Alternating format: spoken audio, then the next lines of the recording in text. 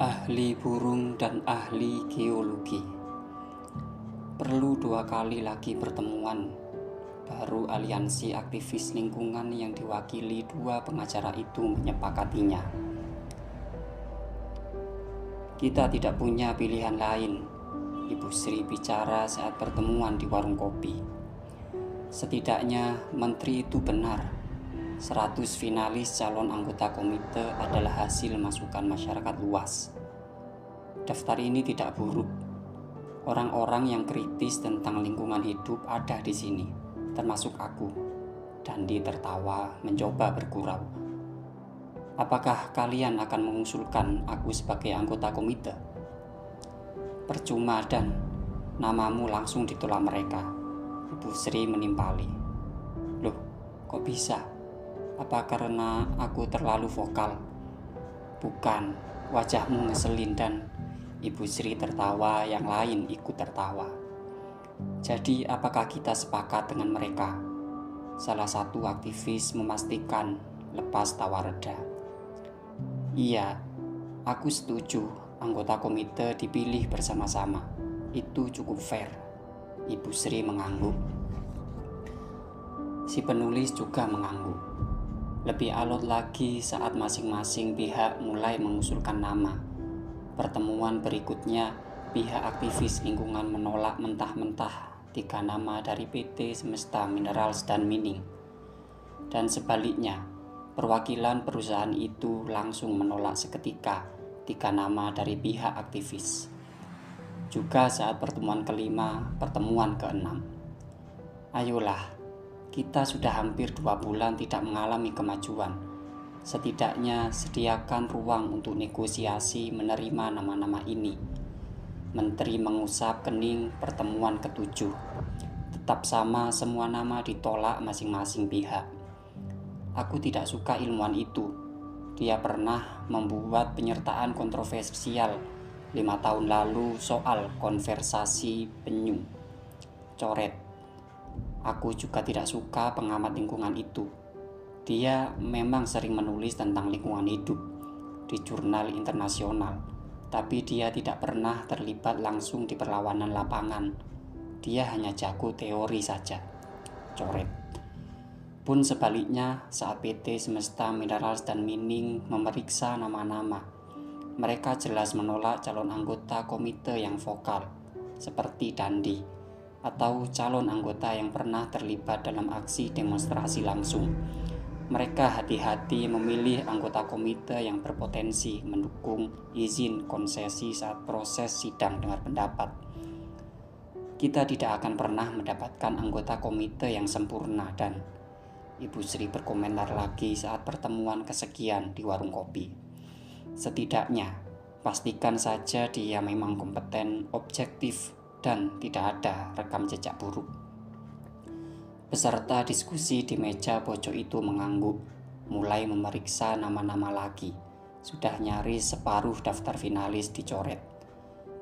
Pertemuan ke-8 akhirnya ada kemajuan. Pihak PT Semesta Minerals dan Mining menyetujui 2 nama dari pihak aktivis. Pun sebaliknya, pihak aktivis menyepakati 2 nama pula. Menteri tersenyum lebar di depan wartawan yang menyekat doorstep.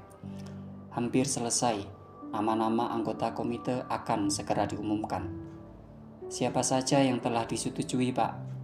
Nanti diumumkan sekalian setelah semuanya lengkap.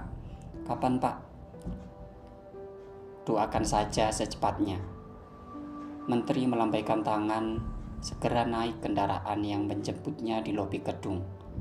Pertemuan ke-9, kedua belah pihak menyepakati 6 nama. Tinggal 1 lagi yang sangat penting. Anggota komite ke-7 sekaligus pimpinan sidang yang ditunjuk oleh pemerintah.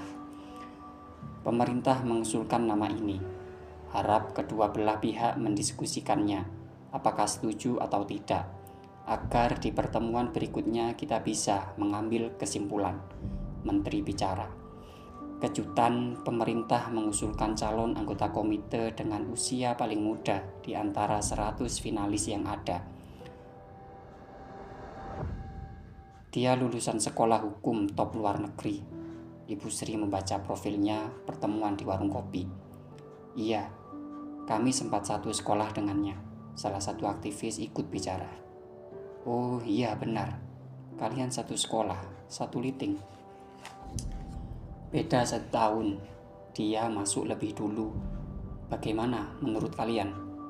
Dia tidak aktif di organisasi pelajar atau kegiatan kampus, dia fokus kuliah. Lulusan terbaik dalam sejarah sekolah hukum itu, mendapatkan penghargaan prestisius dari dekan. Aku tidak suka dia, dan dia lebih dulu menolak. Karena wajahnya sangat tampan dan Ibu Sri bergurau. Dandi mendengus, ini serius. Dia adalah anak angkat dari perwira yang terlibat dalam operasi militer di daerah konflik. Peristiwa itu berdarah-darah, ribuan penduduk tewas dan hilang. Pemerintah menutupi fakta pelanggaran HAM di operasi militer itu. Dia jelas sejak kecil ditanamkan nilai-nilai tertentu oleh orang tua angkatnya. Mengikuti jejak orang tuanya menjadi bagian dari pemerintah. Itulah kenapa pemerintah percaya diri memilih namanya dan Ibu Sri menimpali ikut serius. Pemerintah membutuhkan nama paling aman, sekaligus memiliki pencitraan tingkat tinggi, lulusan terbaik, cerdas, masih muda menjadi staf ahli hukum kepresidenan, bintang terang di ring 1. Tambahkan, wartawan menyukainya. Pendapat-pendapatnya sering dikutip di berbagai media. Posisinya diterima di berbagai kelompok politik, termasuk oposisi. Dia pilihan terbaik bagi pemerintah.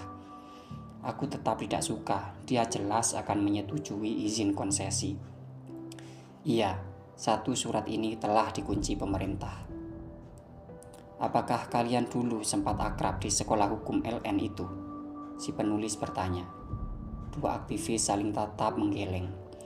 Hanya satu saja, Mas. Berpapasan sesekali di kampus.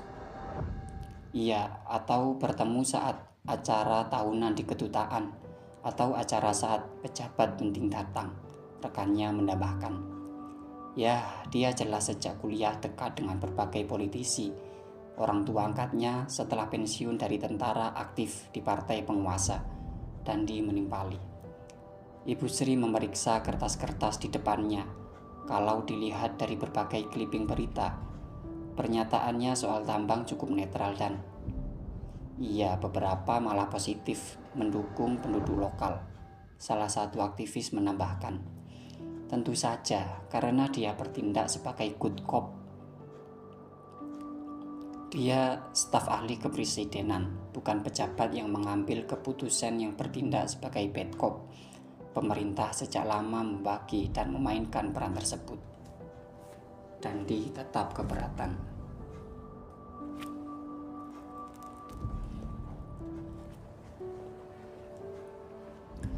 Kita tidak punya pilihan lain dan Ibu Sri bicara. Ini adalah pilihan terbaik dari yang terburuk. Aku keberatan. Dia akan jadi pimpinan sidang, Bu Sri, menentukan proses sidang. Iya. Dan kita juga sudah tahu suara ini akan lepas. Siapapun yang ditunjuk pemerintah, otomatis dia orang pemerintah. Setidaknya nama yang satu ini ada di daftar finalis. Artinya masyarakat telah memilihnya. Jadi agar proses ini segera dimulai, aku setuju nama ini. Yang lain, 2 aktivis mengangguk, juga si penulis. Dandi tetap menolak, tapi dia kalah suara. Akhirnya 7 anggota komite independen disepakati semua pihak. Nama-nama itu diumumkan oleh menteri setelah pertemuan ke-10. Kapan sidang dimulai, Pak? Wartawan semangat bertanya. 1 bulan dari sekarang, agar kedua belah pihak sempat menyiapkan saksi, berkas-berkas dokumen pendukung, juga menunjuk penasihat hukum jika diperlukan. Apakah pemerintah akan mematuhi keputusan komite independen jika mereka membatalkan konsesi proyek raksasa itu? Iya, itu komitmen presiden. Bagaimana jika PT Semesta Minerals dan Mining dan juga mitranya dari Cina menggugat di pengadilan internasional atas keputusan komite independen? Beginilah, ini kan belum tahu akan seperti apa. Komite bahkan belum mulai sidang. Intinya, pemerintah berharap yang terbaik dan siap dengan konsekuensinya. Dan pemerintah berharap masyarakat juga siap menerima apapun keputusan komite. Cukup ya, saya ditunggu rapat kabinet.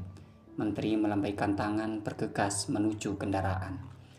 1 bulan berlalu setelah lebih banyak lagi diskusi, perdebatan hangat di media. Sidang itu akhirnya dimulai. Walaupun sidang dinyatakan tertutup, wartawan tetap membanjiri lobi depan gedung kementerian tempat sidang dengar pendapat berlangsung. Aliansi aktivis lingkungan mulai menghadiri saksi-saksi untuk membuktikan jika PT Semesta Minerals dan Mining memiliki catatan kelam terkait operasional tambang yang mereka miliki. Tidak kurang dari 20 saksi, selain 3 saksi, Ahmad, Ibu Siti, dan Budi yang telah bicara di depan komite. Saksi-saksi yang memiliki berbagai latar belakang. Di hari ke-6 sidang, mereka mendatangkan ahli burung ornitologis untuk membuktikan jika salah satu tambang milik korporasi itu mengancam burung endemik. Berapa tahun saudara saksi berkecimpung di dunia burung? Hotma Cornelius bertanya, giliran dia. 50 tahun sejak kuliah. Saudara saksi merasa ahli tentang burung? Tidak juga. Saksi yang adalah ilmuwan usia 70-an itu tersenyum. Ekspresi wajahnya sabar dan menyenangkan. Lantas, kenapa saudara percaya diri bersaksi di sini? Tidak tahu, saya tidak menawarkan diri. Aktivis lingkungan yang memintanya. Saksi melayani Hotma Cornelius dengan ramah. Lantas, kenapa saudara diminta aktivis lingkungan bersaksi? Mungkin karena saya adalah profesor pertama tentang ornitologi, menulis 120 esai, artikel penelitian di jurnal internasional. Anggota kehormatan Persatuan Ornitologis Inggris, narasumber di berbagai film dokumenter National Geographic, BBC, dan sebagainya. Hotma Cornelius terdiam sejenak. 2 aktivis lingkungan mengulum senyum. Bukan main jika demikian, aku tidak meragukan lagi. Aku tidak meragukan lagi keahlian saudara saksi. Hotma Cornelius balas menimpali dia penuh rencana. 50 tahun hanya meneliti tentang burung, benar demikian? Saksi mengangguk.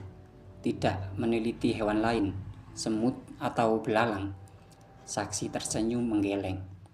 Itu dedikasi yang luar biasa, saudara saksi. 50 tahun begitu mencintai burung. Nah, masalahnya cinta yang terlalu dalam itu kadang mengaburkan penilaian, membutakan profesionalisme. Hotma Cornelius mengambil foto-foto dari stafnya. Menurut kesaksian saudara tadi, bahwa operasional tambang PT Semesta Minerals dan Mining di pulau tersebut mengancam burung endemik yang ada di sana. Saudara saksi bilang tempat itu satu-satunya tempat tinggal burung tersebut. Benar. Benar. Tidak ada di tempat lain. Tidak ada. Maka foto ini maksudnya apa? Hotma Cornelius memberikan foto-foto besar itu ke anggota komite, juga ke profesor ornitologi. Foto itu diambil beberapa bulan lalu oleh penduduk lokal di salah satu pulau lain 100 km dari pulau tempat tambang klienku. Apakah itu burung endemik yang dimaksud? Atau itu burung lain yang mirip? Profesor diam sejenak memeriksa gambar. Usianya memang 70 tahun, tapi matanya masih awas. Dia bahkan pernah mengidentifikasi spesies langka dari lukisan tua dinasti Song 1000 tahun lalu, membuktikan jika spesies itu pernah ada di dataran Cina. Iya, ini burung endemik tersebut, Profesor menjawab. Hotma Cornelius menyeringai. Maka itu berarti pulau tersebut bukan satu-satunya pulau tempat tinggal burung itu. Kesaksian saudara tidak menunjukkan fakta yang sebenarnya. Ruangan itu lenggang sejenak. Profesor diam, dahinya berkerut berpikir. Boleh jadi kemungkinan terbesar burung-burung itu memutuskan pindah ke pulau ini karena tempat tinggalnya telah berubah menjadi tambang. Mungkin iya, burung itu pindah, mungkin tidak. Memang ada pulau lain yang menjadi tempat tinggal burung endemik itu. Hotma Cornelius menyambar. Tapi intinya, burung itu baik-baik saja, tidak terancam punah seperti kesaksian saudara. Ekosistemnya rusak. Burung itu terancam punah. Lihat foto ini. Punah atau tidak? Profesor diam lagi. Klienku adalah perusahaan yang sangat peduli dengan konservasi lingkungan. Silakan periksa dokumen yang kami lampirkan yang mulia.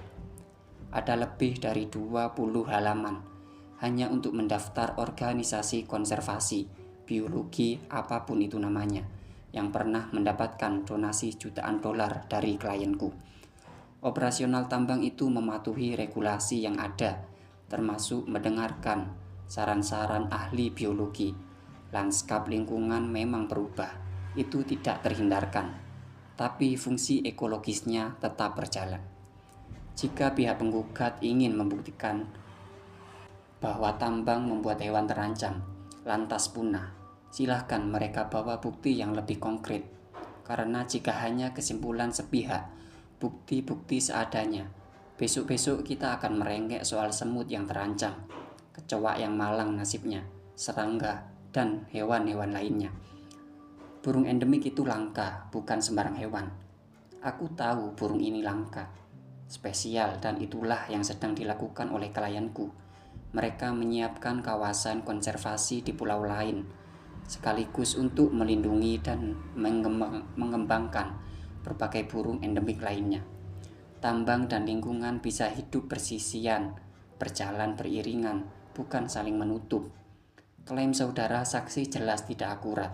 Burung endemik itu baik-baik saja. Profesor menghela nafas. Pengacara satu ini sama sekali tidak paham jika konservasi terbaik adalah membiarkan ekosistem burung itu tidak diganggu. Di hari ke-9, aliansi aktivis lingkungan menghadirkan geolog terkemuka. Kali ini Hotma Cornelius tidak mempertanyakan keahliannya. Geolog yang satu ini sering muncul di media, baik berita-berita di koran maupun liputan di televisi. Hampir setiap kali terjadi bencana alam, terutama terkait dengan gempa bumi, geolog ini muncul memberikan pendapat. Sesama selebriti media Hotma Cornelius mengenali lawan. Yang mulia, Hotma Cornelius mulai bicara dengan gestur wajah khas itu. Pertama-tama aku hendak meletakkan masalah ini sesuai kronologi yang sebenarnya. Jangan diputar balik. Depan jadi belakang, atas jadi bawah. Bahwa adalah fakta. Bahkan sebelum memulai proses eksplorasi, PT Semesta Minerals dan Mining membuka data ke publik jika lokasi tambang itu adalah pertemuan dua sesar atau patahan. Catat itu. Hotma Cornelius membagikan clipping berita lama. Klienku bahkan secara terbuka mengundang lembaga internasional melakukan kajian.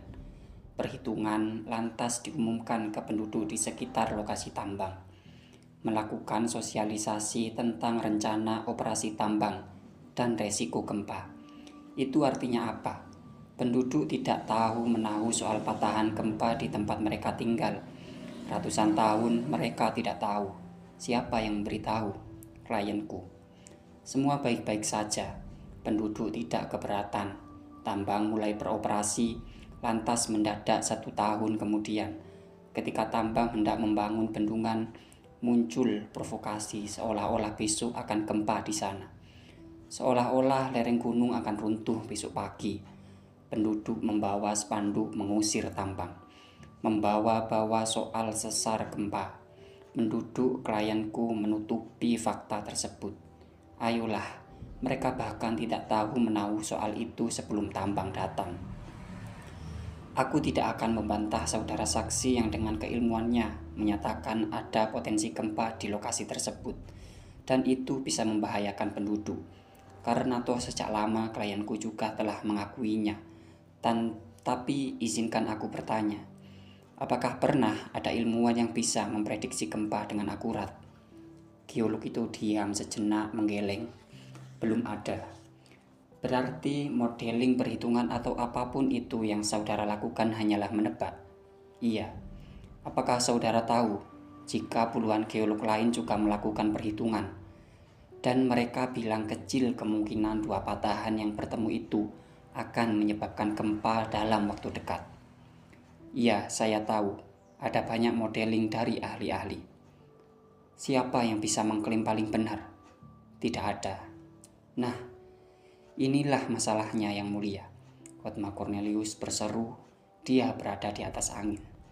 Penduduk setempat yang memprotes bendungan milik tambang bilang jika gempa terjadi, bendungan akan membuat banjir bandang menghabisi permukiman satu kecamatan. 80.000 orang terancam hanya merujuk pada prediksi, perhitungan yang belum tentu benar. Mereka terprovokasi. Dengan segala hormat kepada saudara saksi, bukankah dia juga pernah muncul di televisi bicara tentang tsunami setinggi 20 meter akan menghantam pesisir pulau? Apakah pernah terjadi? Dia juga pernah bilang potensi gempa di kawasan timur. Mana gempanya? Itu prediksi. Tidak ada yang. Itu dia masalahnya. Hotma Cornelius menukas cepat. Konflik penduduk dan klienku di lokasi tambang dengan sesar gempa itu dipicu oleh sesuatu yang hanyalah prediksi. Ayolah, PT Semesta Minerals dan Mining juga memiliki geolog-geolog terbaik. Mereka juga tinggal di lokasi tambang. Memangnya mereka tidak takut mati apa? Ada 1.000 lebih karyawan di tambang itu. Jika betulan gempa, bendungan jebol, mereka duluan yang kena. Belum lagi aset perusahaan triliunan. Investor mana yang berani bertaruh menanamkan modal sebesar itu jika besok akan gempa? Prediksi soal gempa tidak cukup untuk menghalangi operasional tambang, mengusir klienku.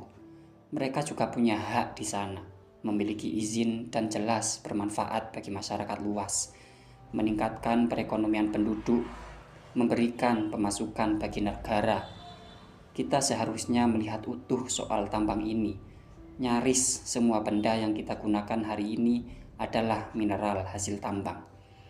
PT Semesta Minerals dan Mining telah membuktikan berpuluh tahun bahwa tambang bisa hidup berdampingan dengan apapun. Lingkungan hidup, konservasi alam, pemukiman penduduk, termasuk sesar gempa. Silakan baca dokumen yang kami berikan Yang Mulia. Kajian dari berbagai lembaga internasional tentang pembangunan bendungan di tambang tersebut. Klienku menjamin semua dilakukan sesuai regulasi dan kehati-hatian tingkat tinggi.